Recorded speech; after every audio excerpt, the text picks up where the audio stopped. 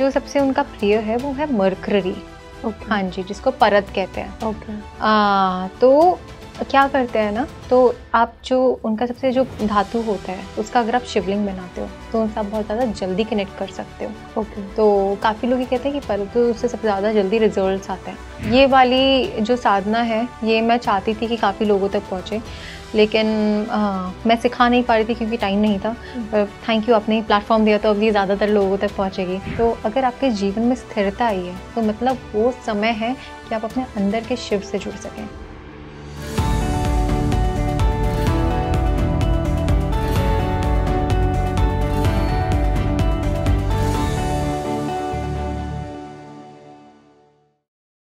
अमीषा जी, सपने में बहुत सारे, कई बार लोग सपनों में ना अपने इष्ट देवी देवता को देख लेते हैं, या फिर आप कई बार आप इसे कोइंसिडेंस भी मान लेते हो कि आप मानते हो तो नजर आए हैं, या आप उस मंदिर गए तो आपको नजर आए हैं। ऐसे ही जैसे पर्टिकुलर कुछ डेज आने वाले होते हैं, अगर मैं सावन की बात करूं तो जैसे सावन आने वाले होते हैं या कोई पर्टिकुलर डेज आते हैं, तो कई बार क्या होता है भगवान आपको कुछ साइंस देने लगता है। तो अगर मैं प्रॉपर, हम लोग ऑफ द कैमरा बात कर रहे थे शिव जी के बारे में, तो शिव जी के भी कुछ साइंस होते हैं कि वो आपसे कनेक्ट करना चाह रहे हैं, आपको कुछ कहना चाह रहे हैं। तो मैं जानना चाहूंगी ऐसे कौन से साइंस होते हैं जो हमें लगता है कि भगवान शिव स्वयं हमसे कनेक्ट करना चाह रहे हैं? जी, तो ऐसी कुछ चीज़ें हैं जब काफ़ी समय ऐसा होता है जब भगवान शिव जी आपसे जुड़ने की कोशिश कर रहे होते हैं। अब क्योंकि जो तंत्र में कहा जाता है कि आप तंत्र को नहीं चुनते हो, तंत्र आपको चुनता है। अब तंत्र भी शिव जी ने ही हमें दिया था।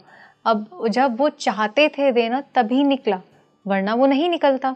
अब वैसे ही जब आपकी आत्मा जब रेडी होती है, जब वो उसका समय आ चुका होता है भगवान शिव से जुड़ने का, आपके अध्यात्म में आगे बढ़ने का, तो कुछ चीज़ें ऐसी हैं, मतलब कुछ साइंस ऐसे हैं जो आपको मिलेंगे। और काफ़ी लोग, क्योंकि अभी वो इतने ज़्यादा उलझ चुके हैं अपने डे टू डे लाइफ में कि वो उसके बारे में समझ भी नहीं पाते। हाँ, उसको इम्पोर्टेंस भी नहीं दे पाते। उन्हें पता भी नहीं चलता कि उनके देवता उनसे जुड़ने की कोशिश, उनके भगवान उनसे जुड़ने की कोशिश कर रहे हैं। तो उनमें से कुछ चीज़ें ऐसी होती है कि सबसे पहली चीज़ तो जो आपके सपने होते हैं, आपके जो ड्रीम्स होते हैं, वो सबसे स्ट्रॉन्ग साइंस होते हैं, सबसे स्ट्रॉन्ग ओमेंस होते हैं। उसमें अगर आप भगवान शिव को देख लेते हो, उनके त्रिशूल या उनके किसी रूप को या ऐसी चीज़ें देख लेते हो, तो मतलब आप समझ जाइए कि अभी आपका जो समय है, इस समय आपको शिव जी से जुड़ना चाहिए। ये आपका समय है कि इस समय अगर आप अध्यात्म में आगे बढ़ोगे, उसमें आप उनसे जुड़ने की कोशिश करोगे, तो आप अपने अंदर के परम गुरु, आप अपने अंदर के शिव से मिल पाओगे। हाँ जी। तो अब एक तो ये आपके सपने आ गए, लेकिन काफ़ी लोग सपनों को सपना समझ के छोड़ देते हैं। अच्छा, यहाँ मैं एक चीज़ पूछ, सपने क्या एक ही बार आया या फिर अगर वो रिपीट हो रहे हैं तो? देखिए, अब ना साइंस में और नॉर्मल आपके रैंडम सपनों में दो चीज़ों का फ़र्क है। अगर वो कोई साइन है, कोई ओमेन है, या फिर कोई भगवान की तरफ से कोई इशारा है, वो सपना आपको हमेशा याद रहेगा।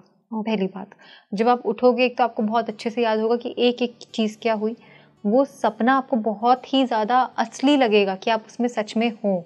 और उसके बाद काफ़ी महीनों तक की आपकी पूरी ज़िंदगी आपको वो सपना याद रहता है कि मुझे एक ऐसा सपना आया था, क्योंकि वो आपकी कॉलिंग थी। वो आपको उस मार्ग में बुलाया जा रहा था। अब उस समय अगर आप उसे इग्नोर करते हो, अब अगर आप इग्नोर कर रहे हो, शायद वो आपको दोबारा आ जाए। अगर आप लकी हो तो वो आपको बार बार आएगा, अगर आप लकी हो तो, क्योंकि आपको वहाँ पे जाना है, आपको वहाँ पे जाने की ज़रूरत है। लेकिन अगर आप उसे इग्नोर कर दोगे तो वो आवाज़ भी कुछ समय बाद बंद हो जाती है, मिट जाती है। लेकिन इस समय आपको शिव जी से जुड़ना चाहिए। और भी बहुत सारी चीज़ें हैं, जैसे कि अगर आपकी ज़िंदगी में बहुत ही ज़्यादा शोर मचा हुआ है, आसपास बहुत सारी चीज़ें हो रही हैं, लेकिन उस समय आपके साथ कुछ नहीं हो रहा। होता है ना कि हम अपने सोशल मीडिया में देखते हैं, अपने आसपास लोगों से पूछते हैं, उनके साथ बहुत कुछ हो रही होती है उनकी ज़िंदगी में कि हमारा यहाँ पे प्रमोशन हुआ है, हम यहाँ पे घूमने जा रहे हैं, या फिर उनकी फैमिली बड़ी हो रही होती है। ख़ास करके अभी जो हमारी अभी वाली जो जनरेशन है, उसमें ऐसा होता है कि हर चीज़ के पीछे दौड़ लगी हुई है कि उसने ये कर लिया तो मैं कुछ क्यों नहीं कर रहा, या मैं कुछ क्यों नहीं कर रही। तो उस समय जब आपकी ज़िंदगी में स्थिरता आई हुई होती है, आप सोचते हो कि आपकी ज़िंदगी में कोई कुछ हो क्यों नहीं रहा है, तो वो आपके लिए बहुत अच्छा समय है, क्योंकि माया और ये जो हमारी रियलिटी है उसमें इतना कुछ आपके साथ हो सकता है कि आप कभी कुछ ना कुछ आपके साथ ज़रूर होता ही रहेगा। लेकिन अगर आप उस टाइम पे फ्री हो कि ना तो आपकी जॉब में ऐसा कुछ हो रहा है, वो भी एकदम मोनोटोनस या फिर आपकी स्टैग्नेंट चल रही है, या ना तो आपकी फैमिली में ऐसा कुछ हो रहा है कि कुछ बढ़ रहा है या कुछ कम हो रहा है, ना आपकी इनकम में ऐसा कुछ हो रहा है, वो भी एकदम स्मूथ चल रही है, और भी बहुत सारी चीज़ें आपके कुछ ऐसे आपके साथ कोई इवेंट ही नहीं हो रहा है। आ गई लाइफ हाँ में जी, हाँ जी। तो लोग सोचते हैं कि हम तो बोर हो रहे हैं, ये क्या हो गया, वो क्या हो गया। लेकिन ये आपके लिए सबसे अच्छा समय है आपके अध्यात्म में आने का, शिव जी से जुड़ने का, क्योंकि शिव जी का मतलब क्या होता है? स्थिरता, है ना। तो अगर आपके जीवन में स्थिरता आई है तो मतलब वो समय है कि आप अपने अंदर के शिव से जुड़ सकें। अब अगर आप उस स्थिरता में अपनी जो ऊर्जा है वो कहीं ना कहीं लगाने की कोशिश करोगे, अपना समय भरने की कोशिश करोगे, तो वो हमेशा तमस में ही जाएगा, वो हमेशा आपको हार्म ही करेगा। जब भी हम बोर होकर कोई चीज़ कर रहे होते हैं ना, क्योंकि हमें बस वो समय भरना होता है किसी चीज़ से, तो वो कभी अच्छी चीज़ में नहीं लग पाता है। तो उस समय आप अपने अंदर के शिव से जुड़ने की कोशिश करिए, अपने परम गुरु से जुड़ने की कोशिश करिए जो आपके अंदर है, तब आपको काफ़ी आंसर्स मिलेंगे। उस समय अपने साथ बैठने की कोशिश करिए। तो do not avoid meditation, do not avoid stillness. अपने एटलीस्ट अगर आप, चलो आपकी ज़िंदगी में कुछ भी हो रहा है, try to sit with yourself, अपने साथ बैठने की कोशिश करिए। अगर आपके दोस्त आपको छोड़ के चले गए हैं या आपके साथ कोई बात करने के लिए नहीं है, वो भी बहुत अच्छा समय है कि ये आप अध्यात्म में जाएं, क्योंकि उस समय आप अपने अंदर जो है आपके, उनसे जुड़ सकते हैं। और वो तब नहीं होता जब आपके आसपास बहुत सारे लोग होते हैं, आपसे कोई कुछ पूछ रहा होता है, कोई कुछ पूछ रहा होता है, तब आप कैसे करोगे, है ना। तो ये कुछ साइंस हैं। और साथ में ही अगर एकदम से आपको उनके नाम कहीं कहीं पे दिखने लग रहे हैं, हमेशा नहीं होता है, हर किसी का नाम शिव से शुरू नहीं होगा, हर जगह आपको वो स्टोरी नहीं दिखेगी। तो शिव जी की बहुत सारी कहानियाँ हैं, तो अगर कोई एक कहानी बार बार आपको कहीं ना कहीं दिख रही है, सुनाई दे रही है, या उस कहानी में जो लोग हैं, जैसे शिव और सती की एक कहानी है, उनके शक्तिपीठों की कहानी है, वो आपको बार बार सुनाई दे रही है, तो मतलब उस समय से वो कहानी आपको जो सिखाती है, उससे आपको जुड़ना चाहिए। उस समय जो शिव के रूप थे उनसे आपको जुड़ना चाहिए, क्योंकि शिव के भी बहुत सारे रूप थे। और वहीं पे ही आपके जो ये आ जाते हैं, क्या कहते हैं,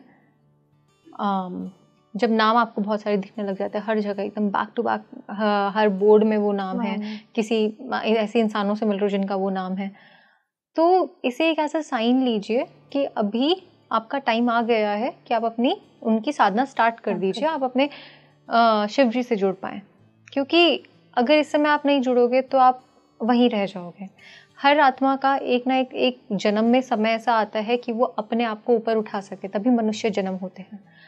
वो उस समय अगर आप अपने आप इन चीज़ों को इग्नोर कर देते हो, इन चीज़ों की तरफ देखते नहीं हो, तब फिर आप वहीं रह जाते हो। फिर आपको दोबारा बहुत सारे जन्म लेके फिर मनुष्य जन्म में आओ, फिर उसके बाद आप इन चीज़ों में आओ। Right. Do not avoid these callings, I would say.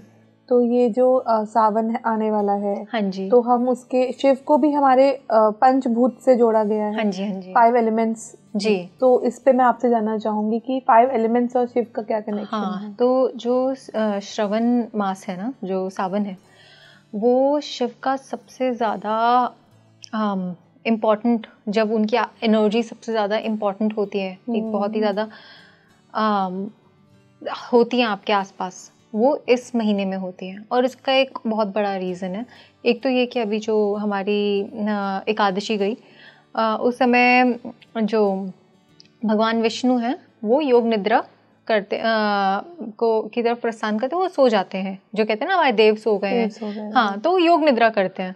तो उस टाइम क्या होता है कि आपका जो उन्होंने छोड़ दिया सब कुछ, वो उन्होंने शिव जी के ऊपर छोड़ा है कि आप अब इस जो प्रकृति का ध्यान है वो आपको रखना है, ये जो पूरी की पूरी क्रिएशन है उसका ध्यान आपको रखना है, उसे कैसे चलाना है वो भी आपको करना है।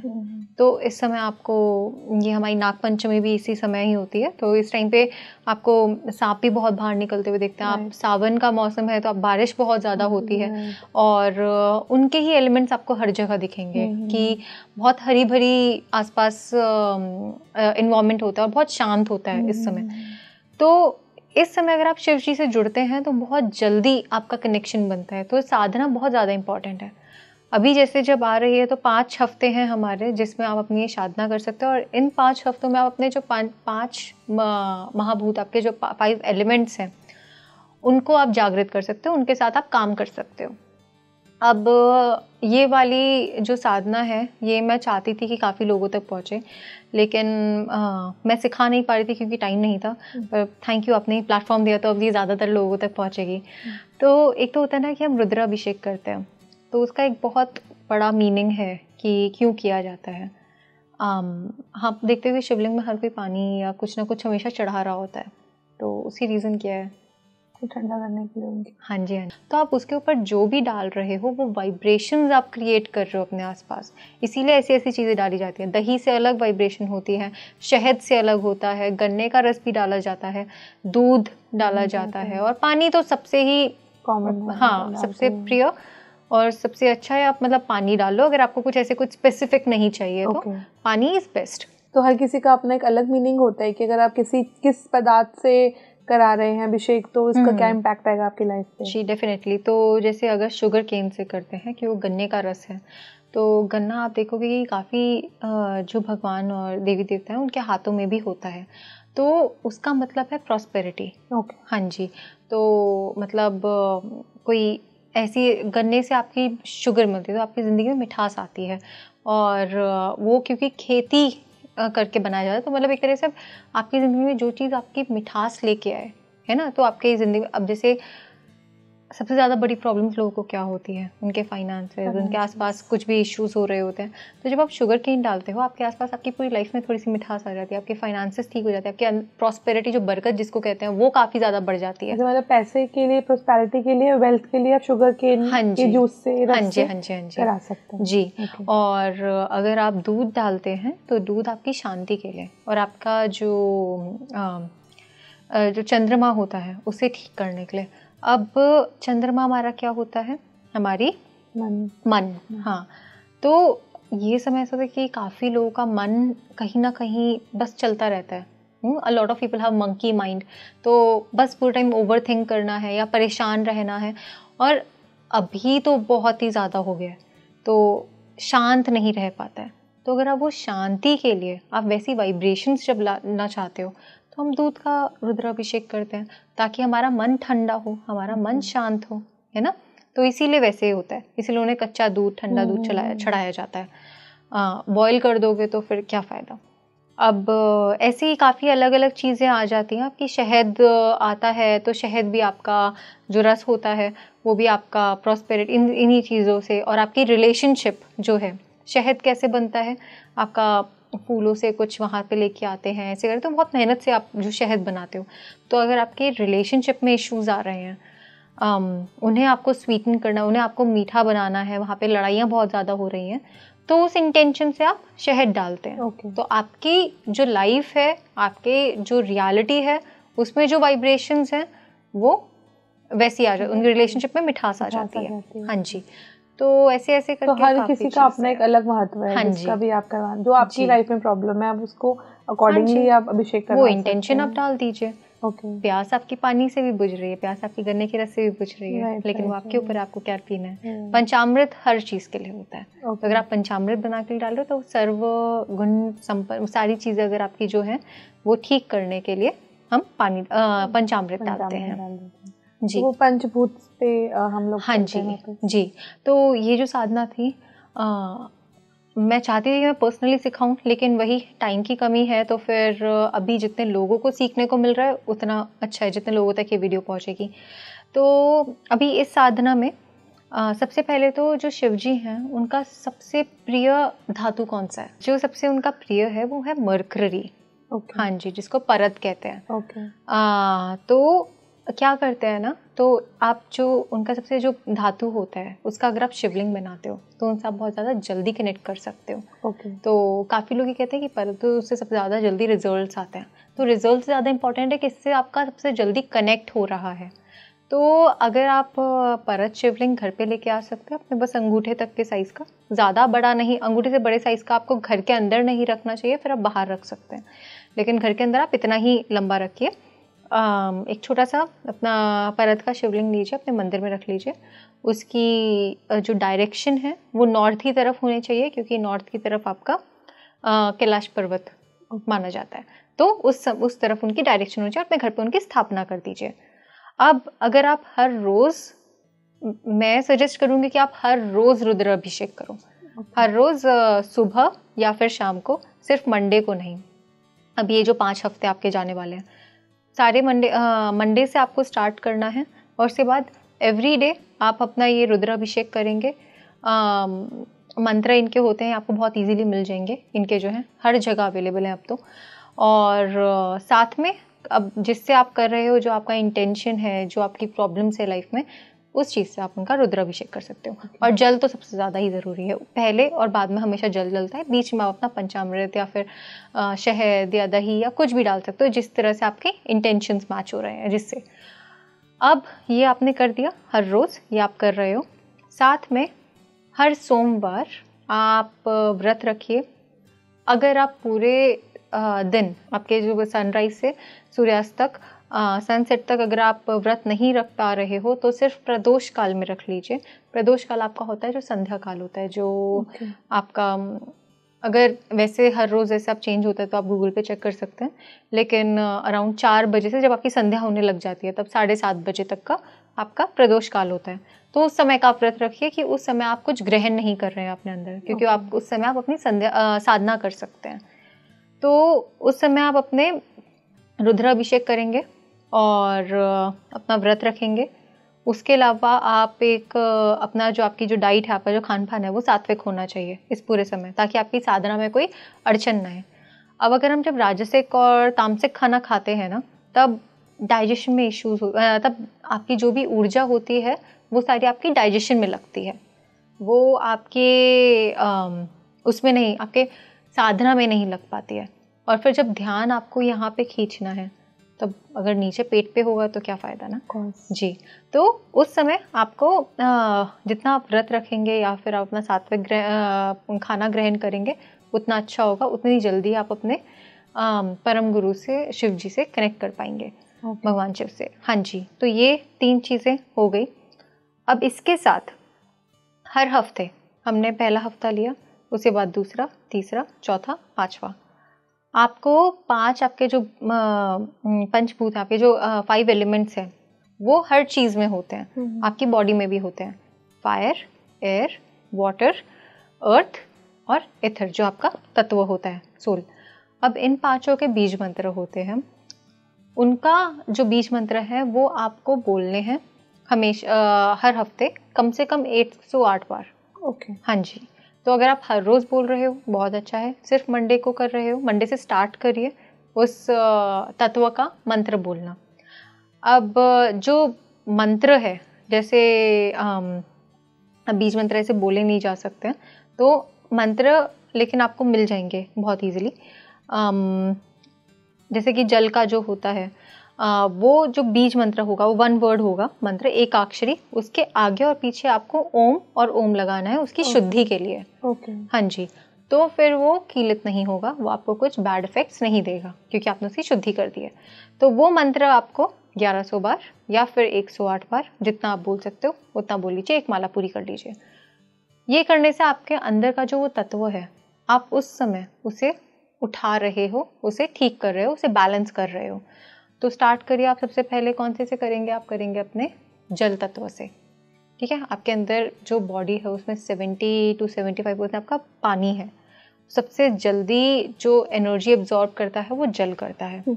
तो ये वाइब्रेशन आपको जो स्टार्ट करनी है, आपको करनी है अपने जल के मंत्र से। हाँ जी, जल हो गया। उसके बाद हम आएंगे अपने अग्नि तत्व पे। उसके बाद हम आएंगे अपने वायु।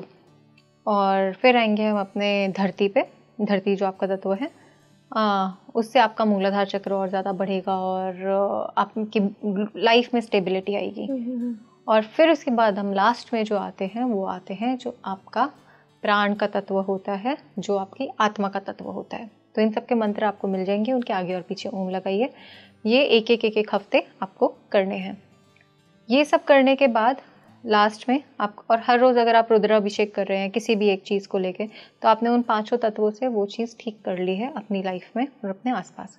विद इन दीज 5 वीक्स आपको you will see how much you have changed. और हाँ, और सबसे ज़रूरी चीज़, रात को सोने से पहले या तो आप एक बार योग निद्रा कर लीजिए।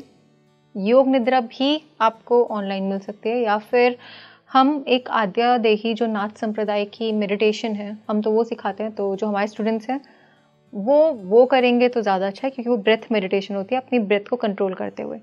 हाँ जी, तो वो हमसा क्रिया होती है। आपको कुछ नहीं करना, बस लेट के अपनी ब्रेथ पे ध्यान देना है कि आप कब सांस ले रहे हो और कब सांस छोड़ रहे हो। तो ये सोने से पहले आपको करना है। 10 मिनट भी करोगे ठीक है, उसके बाद सोने चली जाइए। अच्छा। लेटे लेटे, हाँ, बस आपको अपनी ब्रेथ पे ध्यान देना है। ये करते करते डेफिनेटली आपको कोई ना कोई कनेक्शन अपने परम गुरु शिव जी से ज़रूर मिलेगा, भगवान शिव से। ओके। हाँ जी। तो हमसा क्रिया काफ़ी आई थिंक बहुत ज़्यादा एक्सेप्टेड है शायद इस जो स्पिरिचुअलिटी में। जी, ये तांत्रिक भी है और ये बहुत ही ज़्यादा इम्पॉर्टेंट है।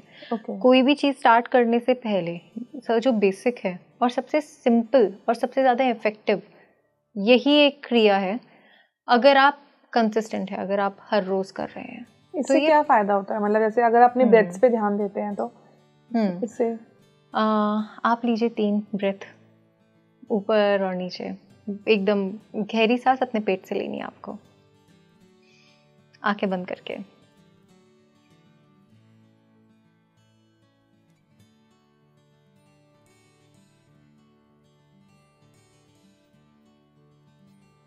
कैसा फील हुआ आपको? अच्छा, आई थिंक पीस मिलता है, बहुत ज़्यादा शांति मिलती है, स्थिरता ही अंदर है ना, बस दैट्स इट। और अभी तो बस आपने 3 सांसें ली हैं। तो सोचो आप अगर हर रोज़ रात को सिर्फ 10 मिनट के लिए अपनी बस सांसों पे ध्यान दे रहे हो और कहीं ध्यान नहीं देना। थॉट्स आ रहे हैं जा रहे हैं, आने दो और जाने दो, किसी को रोकना मत, और बस अपनी सांस पे ध्यान देना। वो नहीं भूलना आपको कि आपकी सांस क्या है, कब ले रहे हो कब नहीं, वो बीच में बिल्कुल नहीं भूलना। और ऐसे करके आप सो जाओ तो आपकी पूरे दिन में इतनी स्थिरता आएगी, आपको रात को इतनी अच्छी नींद आएगी, वही आपको आपके शिव तत्व से जोड़ेगा। ओके जी, तो ये साधना है जो बहुत ही ज़्यादा इफ़ेक्टिव है फॉर एनी पर्सन। इसके लिए आपको कोई दीक्षा की ज़रूरत नहीं है, आपको गाइडेंस आपको यहाँ पे मिली गई है जो आपको चाहिए, और इससे काफ़ी अच्छे रिजल्ट्स एक ह्यूमन में आ सकते हैं, नो मैटर कि उनका कौन सा उनका करियर क्या, पाथ क्या है, वो अपनी लाइफ में क्या कर रहे हैं। हर किसी के लिए, बच्चे, छोटा बच्चा भी कर सकता है, कोई भी कर सकता है, किसी भी एज के कोई भी कर सकता है। आपको अपने अंदर डिफरेंसेस देखने को मिल जाएंगे। हाँ जी, काफ़ी ज़्यादा, काफ़ी अच्छा। तो मन की शांति सबसे ज़्यादा। सुन रहे हैं तो कुछ तो ट्राई करना ही चाहिए ये थोड़ा बहुत, क्योंकि आई थिंक शिव साधना थोड़ा थ्योरी से हटके प्रैक्टिकल ज़्यादा है, कि उसमें आप इतना पढ़ने की ज़रूरत नहीं है, आपको प्रैक्टिसेस करने की ज़रूरत है, कि ईजी रहता है वो करने के लिए। जी, तो ठीक है।